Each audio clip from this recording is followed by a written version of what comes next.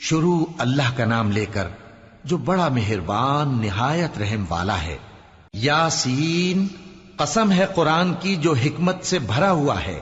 اے محمد صلی اللہ علیہ وآلہ وسلم، بے شک تم پیغمبروں میں سے ہو، سیدھے رستے پر ہو۔ یہ قرآن غالب و مہربان کا نازل کیا ہوا ہے تاکہ تم ان لوگوں کو جن کے باپ دادا کو خبردار نہیں کیا گیا تھا خبردار کر دو کہ وہ غفلت میں پڑے ہوئے ہیں۔ ان میں سے اکثر پر اللہ کی بات پوری ہو چکی ہے، سو وہ ایمان نہیں لائیں گے۔ ہم نے ان کی گردنوں میں طوق ڈال رکھے ہیں اور وہ ٹھوڑیوں تک پھنسے ہوئے ہیں، تو ان کی گردنیں اکڑی ہوئی ہیں، اور ہم نے ان کے آگے بھی دیوار بنا دی اور ان کے پیچھے بھی، پھر ان پر پردہ ڈال دیا تو یہ دیکھ نہیں سکتے۔ اور تم ان کو خبردار کرو یا نہ کرو، ان کے لیے برابر ہے، یہ ایمان نہیں لائیں گے۔ تم تو صرف اس شخص کو خبردار کر سکتے ہو جو اس نصیحت یعنی قرآن کی پیروی کرے اور رحمان سے غائبانہ ڈرے، سو اس کو مغفرت اور بڑے ثواب کی بشارت سنا دو۔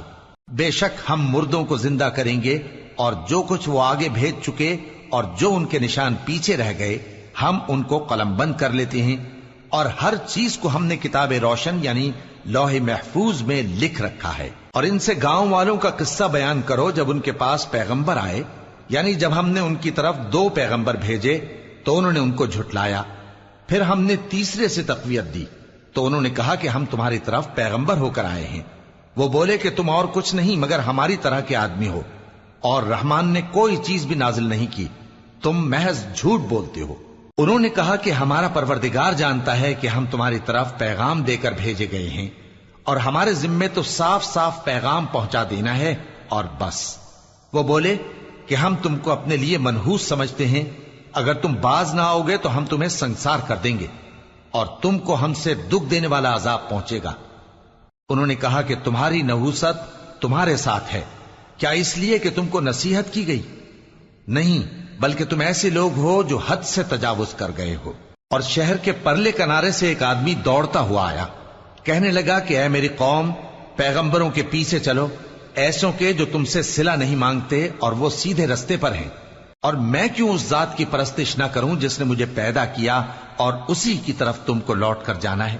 کیا میں اس کو چھوڑ کر اوروں کو معبود بناؤں کہ اگر رحمان مجھے نقصان پہنچانا چاہے تو ان کی سفارش مجھے کچھ بھی فائدہ نہ دے سکے اور نہ وہ مجھے چھڑا ہی سکیں؟ تب تو میں کھلی گمراہی میں پڑ گیا۔ میں تو تمہارے پروردگار پر ایمان لایا ہوں، سو میری بات سن رکھو۔ حکم ہوا کہ بہشت میں داخل ہو جا۔ بولا کاش میری قوم کو پتا چل جائے کہ میرے رب نے مجھے بخش دیا اور مجھے عزت والوں میں شامل کیا، اور ہم نے اس کے بعد اس کی قوم پر کوئی لشکر نہیں اتارا اور نہ ہم اتارنے والے تھے۔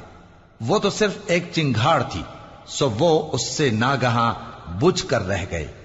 بندوں پر افسوس کہ ان کے پاس جب کوئی پیغمبر آتا تو وہ اس سے تمسخر ضرور کرتے۔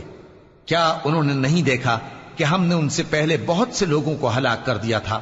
اب وہ ان کی طرف لوٹ کر نہیں آئیں گے، اور سب کے سب ہمارے روبرو حاضر کیے جائیں گے۔ اور ایک نشانی ان کے لیے زمین مردہ ہے کہ ہم نے اس کو زندہ کیا اور اس میں سے اناج اگایا، پھر یہ اس میں سے کھاتے ہیں، اور اس میں کھجوروں اور انگوروں کے باغ پیدا کیے اور اس میں چشمے جاری کر دیے تاکہ یہ ان باغوں کے پھل کھائیں، اور ان کے ہاتھوں نے تو ان کو نہیں بنایا، تو پھر کیا یہ شکر نہیں کرتے؟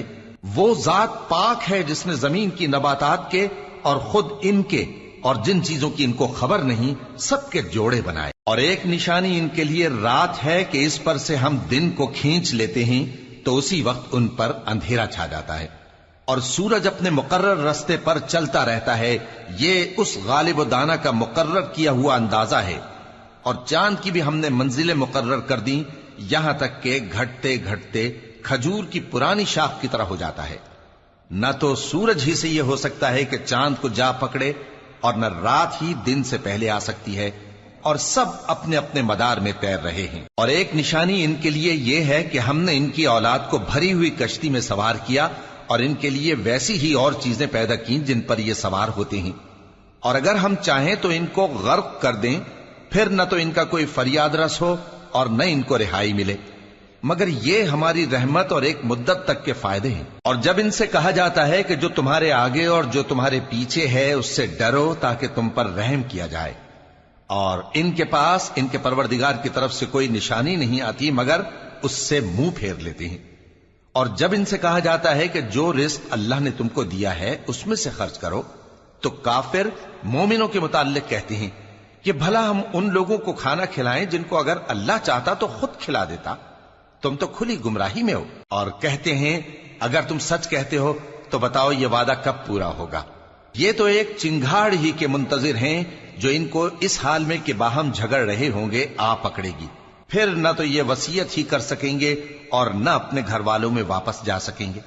اور جس وقت سور پھونکا جائے گا یہ قبروں سے نکل کر اپنے پروردگار کی طرف دوڑ پڑیں گے، کہیں گے ہائے بربادی، ہمیں ہماری خوابگاہوں سے کس نے جگہ اٹھایا۔ یہ وہی تو ہے جس کا رحمان نے وعدہ کیا تھا اور پیغمبروں نے سچ کہا تھا۔ وہ تو صرف ایک زور کی آواز ہوگی کہ سب کے سب ہمارے روبرو آ حاضر ہوں گے، پھر اس روز کسی شخص پر کچھ بھی ظلم نہیں کیا جائے گا اور تم کو بدلہ ویسا ہی ملے گا جیسے تم کام کرتے تھے۔ اہل جنت اس روز عیش و نشاط کے مشغلے میں خوش ہوں گے، وہ بھی اور ان کی بیویاں بھی سایوں میں تختوں پر تکیے لگائے بیٹھے ہوں گے، وہاں ان کے لیے میوے ہوں گے اور جو وہ منگوائیں گے ان کو ملے گا۔ ان کو پروردگار مہربان کی طرف سے سلام کہا جائے گا، اور وہ فرمائے گا کہ گناہ گارو تم آج الگ ہو جاؤ۔ اے آدم کی اولاد، کیا میں نے تم سے کہہ نہیں دیا تھا کہ شیطان کو نہ پوجنا، وہ تمہارا کھلا دشمن ہے، اور یہ کہ میری ہی عبادت کرنا یہی سیدھا رستہ ہے؟ اور اس نے تم میں سے بہت سی خلقت کو گمراہ کر دیا تھا، تو کیا تم سمجھتے نہیں تھے؟ یہی وہ جہنم ہے جس کے تمہیں دھمکی دی جاتی تھی، جو تم کفر کرتے رہے ہو اس کے بدلے آج اس میں داخل ہو جاؤ۔ آج ہم ان کے منہوں پر مہر لگا دیں گے اور جو کچھ یہ کرتے رہے تھے ان کے ہاتھ ہم سے بیان کر دیں گے اور ان کے پاؤں اس کی گواہی دیں گے، اور اگر ہم چاہیں تو ان کی آنکھوں کو مٹا کر اندھا کر دیں، پھر یہ رستے کو دوڑیں تو کہاں سے دیکھ سکیں گے؟ اور اگر ہم چاہیں تو ان کی جگہ پر ان کی صورتیں بدل دیں، پھر وہاں سے وہ نہ آگے جا سکیں اور نہ پیچھے لوٹ سکیں۔ اور جس کو ہم بڑی عمر دیتے ہیں تو اسے تخلیق میں اوندھا دیتے ہیں، یعنی اسے بچپن کی کمزوری والی حالت کی طرف لوٹا دیتے ہیں۔ تو کیا یہ سمجھتے نہیں؟ اور ہم نے ان کو یعنی اپنے پیغمبر صلی اللہ علیہ وآلہ وسلم کو شعر گوئی نہیں سکھائی، اور نہ وہ ان کو شایع ہی ہے، یہ تو محض نصیحت ہے اور صاف صاف قرآن ہے، تاکہ اس شخص کو جو زندہ ہو خبردار کرے اور کافروں پر بات پوری ہو جائے۔ کیا انہوں نے نہیں دیکھا کہ جو چیزیں ہم نے اپنے ہاتھوں سے بنائیں ان میں سے ہم نے ان کے لیے مویشی پیدا کر دیے اور یہ ان کے مالک ہیں، اور ان کو ان کے قابو میں کر دیا تو کوئی تو ان میں سے ان کی سواری ہے اور کسی کو یہ کھاتے ہیں، اور ان میں ان کے لیے اور فائدے اور پینے کی چیزیں ہیں، تو کیا یہ شکر نہیں کرتے؟ اور انہوں نے اللہ کے سوا اور معبود بنا لیے ہیں کہ شاید ان سے ان کو مدد پہنچے، مگر وہ ان کی مدد کی ہرگز طاقت نہیں رکھتے، اور وہ ان کی فوج بنا کر حاضر کیے جائیں گے تو ان کی باتیں تمہیں غمناک نہ کر دیں۔ یہ جو کچھ چھپاتے اور جو کچھ ظاہر کرتے ہیں ہمیں سب معلوم ہے۔ کیا انسان نے نہیں دیکھا کہ ہم نے اس کو نطفے سے پیدا کیا، پھر وہ تڑاک پڑاک جھگڑنے لگا اور ہمارے بارے میں مثالیں بیان کرنے لگا اور اپنی پیدائش کو بھول گیا، کہنے لگا کہ جب ہڈیاں بوسیدہ ہو جائیں گی تو ان کو کون زندہ کرے گا؟